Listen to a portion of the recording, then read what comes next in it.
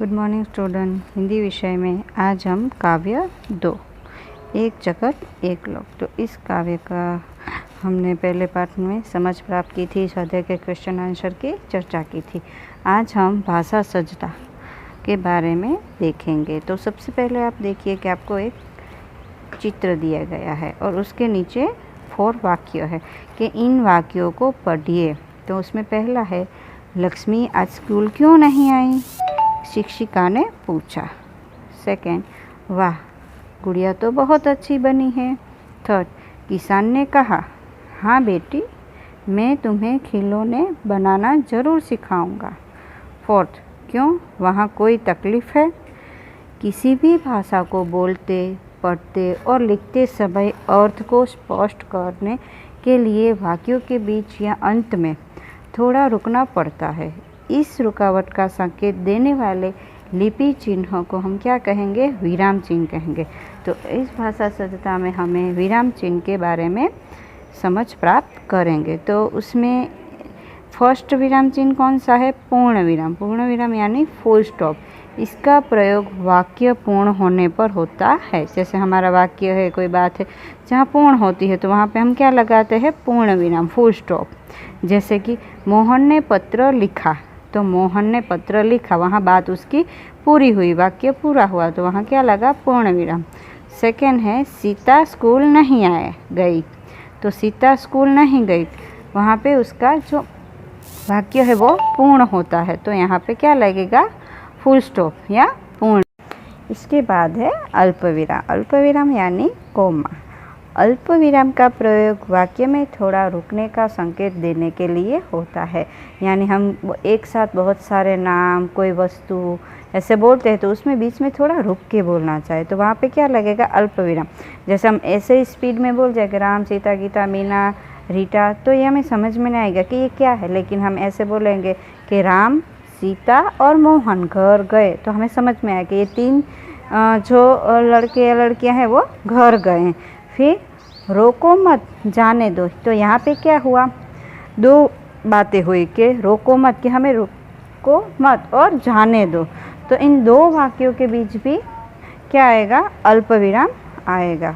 तो ऐसे आप अल्प विराम का प्रयोग करोगे। उसके बाद है प्रश्नवाचक चिन्ह यानी क्वेश्चन मार्क। किसी व्यक्ति से कोई जानकारी प्राप्त करते हैं तो उपयोग में लिए जाने वाले वाक्य के अंत में प्रश्नवाचक चिन्ह लगाया जाता है। तो ये आप सबको आता ही होगा कि हम किसी से कुछ जानकारी प्राप्त करने के लिए कुछ क्वेश्चन पूछते हैं तो वहाँ पे क्या लगेगा पीछे, प्रश्नवाचक चिन्ह। क्या तुम विद्यालय गए थे, तुम क्या करते हो, तुम कहाँ से आए हो, तुम क्या खा रहे हो, तुम क्या पियोगे, तो ये सब क्या हुए, क्वेश्चन हुए।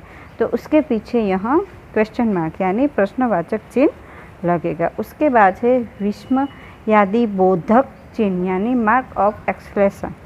आश्चर्य, घृणा, सुख, दुख आदि भावों को प्रकट करने के लिए इसका प्रयोग होता है। जैसे अरे, बाप रे, वाह, शाबाश, आहा। जैसे हमें कभी आश्चर्य होता है तो हम ऐसे अचानक से रुक जाते हैं, फिर कोई दुख होता है तो हम हमारे मुंह से ऐसे बाप रे ऐसे शब्द निकलते हैं, फिर या तो किसी को शाबाशी देते हैं, तो इसके पीछे विस्मयादि बोधक चिन्ह लगता है। जैसे आपको 2 एग्जाम्पल दिए गए हैं, वाह आपने तो कमाल कर दिया, अरे क्या हो गया। तो ऐसे जो घृणा, सुख, दुख आदि भावों को प्रकट करने के लिए इसका प्रयोग होता है। उसके बाद है योजक, हैपन। योजक चिन्ह का प्रयोग सामाजिक शब्दों को जोड़ने के लिए होता है। जैसे सुख, दुख, माता पिता, पाप पुण्य, देश विदेश आदि। ये योजक चिन्ह का प्रयोग कहाँ, जहाँ 2 वस्तुएं हम साथ में ही बोल सकते हैं। जैसे माता पिता, माँ बाप, पाप पुण्य, देश विदेश, दाढ़ भात, तो ऐसे चीज़ों को जोड़ने के लिए हम योजक चिन्ह का उपयोग करेंगे। जैसे आपको एग्जाम्पल भी दिए गए, सबके जीवन में सुख दुख आते रहते हैं, तो सुख और दुख के बीच कौन सा चिन्ह है, योजक चिन्ह। फिर माता पिता की सेवा ही सच्ची पूजा है, तो माता पिता, तो उसके बीच भी क्या आया, योजक चिन्ह। उसके बाद है निर्देशक। यानी डैश। निर्देशक चिन्ह का प्रयोग वाक्य में बात को स्पष्ट करने के लिए होता है, जैसे मोहन ने अपने मित्रों राकेश, आकाश, अविनाश से रुपये मांगे। तो कोई भी बात को स्पष्ट करने के लिए यह चिन्ह निर्देशक चिन्ह लगता है। जैसे एग्जाम्पल है कि ग्राहक इस पुस्तक का क्या मूल्य है, तो दुकानदार आंसर देता, तो उसके बीच निर्देशक चिन्ह लगेगा। तो दुकानदार यहाँ 25 रुपये की है। उसके बाद कोष्टक यानी ब्रैकेट, किसी शब्द के अर्थ को स्पष्ट करने के लिए कोष्टक का प्रयोग होता है। जैसे कि अध्ययन यानी पढ़ना, यानी किसी शब्द के अर्थ को स्पष्ट करना है तो हम ये ब्रैकेट लगाते हैं। हर क्षेत्र में लाभ देता है। विरुद्धार्थ यानी विलोम शब्द लिखिए। उसके बाद अवतरण चिन्ह इन्वर्टेड कॉमा, वो तो आप सबको पता है, तो उसमें भी कई सारे होते हैं। तो इकहरा यानी इकहरे अवतरण चिन्ह का प्रयोग किसी के उपनाम, रचना या पुस्तक के शीर्षक आदि को उद्धृत करते समय किया जाता है। यानी यह चिन्ह जो होता है इकहरा, यानी वो कहाँ पे उपयोग होता है, जो किसी का हम उपनाम लिख रहे हैं या किसी की रचना या किसी पुस्तक का शीर्षक लिख रहे हैं, तो यह चिन्ह का प्रयोग होता है। जैसे समझदार नन्ही, पाठ के लेखक हैं शंकर सुल्तानपुरी, तो समझदार नन्ही ये क्या है, पुस्तक का शीर्षक है, एक चैप्टर का नाम है, यानी उसका शीर्षक है, निबंध जो भी कहो। सूर्यकांत त्रिपाठी का उपनाम क्या है, उसका उपनाम निराला। तो यह किसी भी पुस्तक का शीर्षक, रचना, उपनाम में यह चिन्ह लगता है। फिर दोहरा, दोहरा यानी हम दो इन्वर्टेड कॉमा लगाते हैं। तो किसी व्यक्ति के कथन को मूल रूप में उद्धृत करने के लिए दोहरे उद्धृत चिन्ह का प्रयोग किया जाता है। यानी किसी का जो कथन हो उसे मूल रूप में उद्धृत करने हैं तो ही यह लगता है। जैसे महात्मा गांधी जी ने कहा है कि प्रार्थना ही आत्मा की खुराक है, और शास्त्री जी ने नारा दिया है जय जवान जय किसान।